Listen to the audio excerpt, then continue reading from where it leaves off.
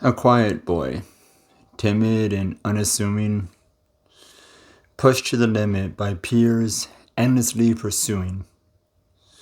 He shows no signs of the pain he endures, silently wishing for a cure. He sees his future fading into oblivion. Either hell, heaven, or prison. The nights spent awake, planning and contemplating until finally he has a confession-in-manifesto written.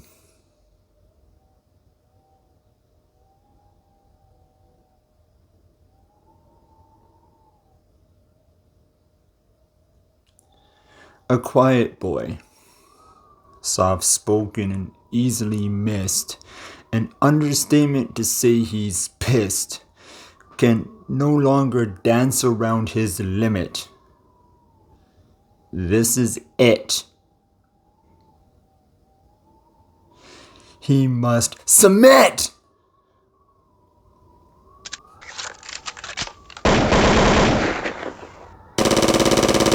Submit after years of verbal abuse, tortured with every trick they know how to use.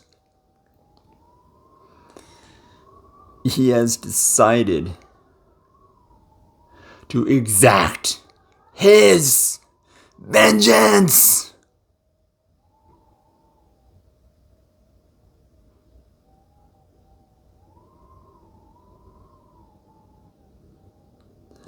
A kind boy, ever smiling and striving to succeed, feels every fucking scar their malicious words did breed. As he leaves schoolhouse walls coated in red, though the blood drips from his dead, steady hands, it stains those who bestowed on him this pain.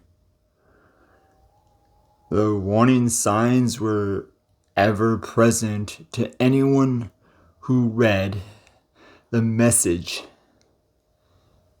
his river of tears truly sent. The blame cast on he who snapped, but followed the blood trail to the mirror. Do you see where the X is mapped? Staring not off into blank space, but upon your own hateful face.